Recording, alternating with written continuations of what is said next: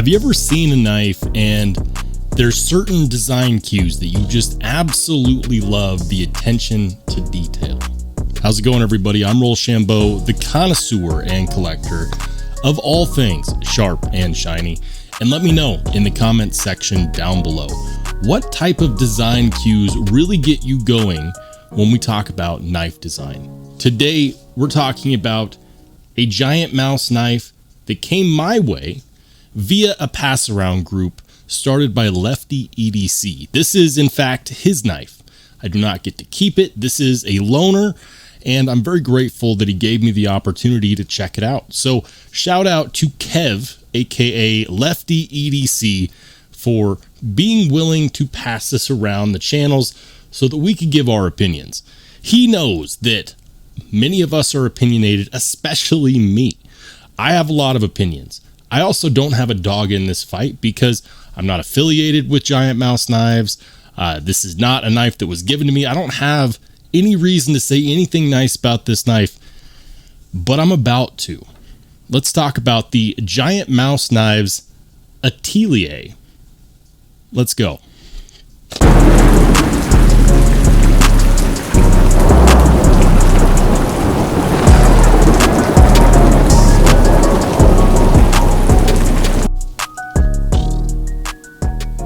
Keep the change, you filthy animal.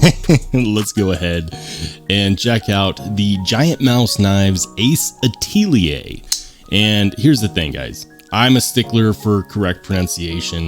You can call me a grammar Nazi if you want, but that is in fact how it's pronounced. It's not the Atelier or the Atelier or whatever. It's the Atelier. And if you're wondering where they got that name from, that comes from their most beloved bar in Nuremberg, Germany. So shout out to all of you who like good beer, apparently. So do Jesper and Jans and the rest of the crew from Giant Mouse Knives. This is a cool knife, and this was sent my way via Lefty.edc in his own pass-around group, and it's finally my turn to go ahead and give my 10 cents on this knife. And here's the thing. I do have opinions, and one of my opinions that I have is that Italian knives so far have been a bit of a disappointment to me. So why did I put my name on this list? Because when I look at this knife, it presents an opportunity for me to say, you know what? This is an exception, because there's always exceptions to the rule. Now, the question I have is this one an exception? Here's how it's going to work. We'll talk about the specs. We'll talk about what I like. And then we'll talk about what I don't like, and then finally I'll give my summary opinion, my overall opinion, and that'll do it before we send this on to the next guy. So let's go ahead and get started. First and foremost, we're looking at a blade length of just shy of 7 inches, coming in about 6.9. The blade is just shy of 3 inches. It's going to be about 2.9, 2.95, depending upon your ruler. It's got LMAX on the blade, titanium handle scales with a steel liner. It has this brass backspacer, and I'm not sure if that's actually brass. I'll be honest, I tried to look it up, I just didn't find it. So we'll say that it's just brass ano and it's actually titanium. I kind of hope that that's the case. We do have a wire deep carry pocket clip. The handle scales are nicely contoured over. It has not a single-sided captive pivot, but I do believe that that is a free spinning pivot. It's a liner lock. And let's go ahead and check out that lockup. Lockup seems good. Lockup's right there around 30%. Right where you'd want it to be. Does it lock up? Does it lock out? Yes. What about blade centering? Blade seems perfectly centered. No issues there whatsoever. Are there any hot spots on this knife? No, there is not. Now, you might be wondering, what does this cost? You know, you get LMAX, you get titanium, and of course, this wonderful wire pocket clip. This is going to set you back about $285 if you can find it. Now, this is the most popular variant of the Atelier, and I can see why. You get these nice milling lines right here. I like that. The ergos are good. I like that. The jimping is right where your thumb is going to rest. I really like that. You know, Jens Onso and Jesper Voxnays, they do a fantastic job of placing the jimping strategically so that you can actually get the grip that you want. They know that you're going to put your thumb as far up on the blade as possible to get those controlled cuts in. This is a drop point blade, but it's kind of like a harpoon drop point with this, big swoop and swedge right there. The swedge is nice. It's not just there for aesthetics.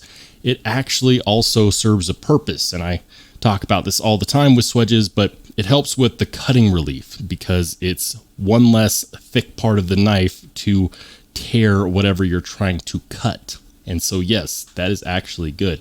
As far as deployment, you have one option and one option only. If you're going to take this dance, you're going to have to reverse flick. Yeah. And you know what? I'm okay with that. Can you thumb flick it? Sure. So the thumb hole is the only deployment option, and they did a great job with that. I do like that the spine of this blade is crowned. Giant Mouse does a great job crowning and finishing their blades to feel like there's no unfinished edges. I really like the contouring on this handle scale and the micro milling, which is purposeful. It looks good, and it's also going to help cut down on things like snail trails, which is great. Let's go ahead and start talking about a few things that I don't like, and we'll start off with the lock bar. Now, this was an issue that I did run into the last time that I checked out an Italian-made knife. It was the Fox Schnapps, and this has the same issue that one does, and that is that you don't really have a whole lot of access to that lock bar. Can you get to it? Yeah, and this one is not as bad as the Fox Schnapps, but it's still one of those things where it creates an uncomfortable situation that doesn't need to be there. They could have lowered this handle scale just a teensy bit, and we would have had the access that we need, and that's kind of my biggest downside. My second downside is going to be this pocket clip. Come on, $285 and we have a wire pocket clip. I get it. Some people really like these wire pocket clips. They don't tear up your pants. They slide in and out easily, without lubrication. So yeah, some people like them. But on a knife that costs over $200, I kind of want them to include a secondary option. And for those of you who like this knife, but you just don't like wire pocket clips, the good news is that you can go to Lynch Northwest's website and you can use one of their wire clip replacements that they make for Spydercos. Yeah, also Rip's Garage Tech makes a wire clip replacement that is a 3D milled titanium clip. Or if you like the Spyderco wire clip replacements over at Lynch Northwest, I can highly recommend either one of those. So let's go ahead and get into my opinion on here. The things that I like the ergos, like the blade shape, like the materials. The price seems fair for the most part. I really like the fact that the scales kind of dip for that backspacer. Yeah, it's a lanyard hole and not a lot of people use it. But it's okay. I appreciate the fact that there's a tiny amount of jimping right there and also a tiny amount of jimping right there. I also really like the fact that Giant Mouse knives, they do this awesome job crowning the spine of the blade, and it just feels nice and finished. What I don't like the fact that we are lacking a single-sided captive pivot. That's a bit of a nitpick. I don't like the access to that lock bar, and that's another big one. Something else that I don't like is the fact that we are using T6 on the body screws. Come on, guys. It's 2023.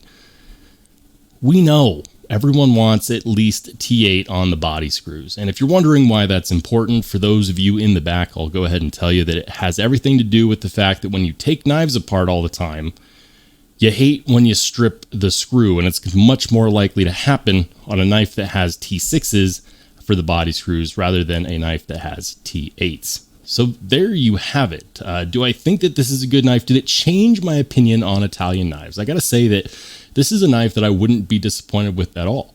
I do think that it's a good knife. It has a few areas to improve, but you know what?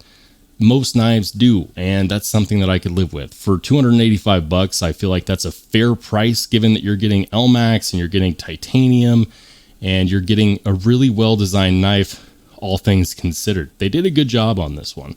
Now, when I watched Lefty's review of this knife, he did mention that the first set that he got wasn't really up to spec, and so he sent it back, and they were kind enough to send him another one, which was this one. So You know, with that being said, I don't know what your experience will be like if you order one, but at least we know that their customer service is good. So if you're interested in this, I'm going to go ahead and list it in the description and in the pinned comment down below. Yes, those will be affiliate links. And if you use them, it helps me out quite a lot. Use them, don't use them, that is 100% up to you. Just know that if you do, I definitely appreciate it. If you don't have to have titanium and maybe you want something like micarta, you can in fact get it for a better price. Somewhere in the realm of about $215 for the micarta version, or about $245 for the one with carbon fiber. The carbon fiber one is going to be a little less heavy because carbon fiber is, well, it's less heavy than titanium. So there you go. Do I recommend it? Yeah, I think that if you like a knife with great ergos and you like these kinds of materials, I know that I love Elmax. I definitely think that this could be a winner for you. If the access to that lock bar is just not going to do it, I totally understand. It's not my favorite either, but it is still something that is 100% usable. It could just be improved on. So there you have it, guys. If you're interested in another knife that's very well made and has great ergos, make sure you click on the video that pops up next.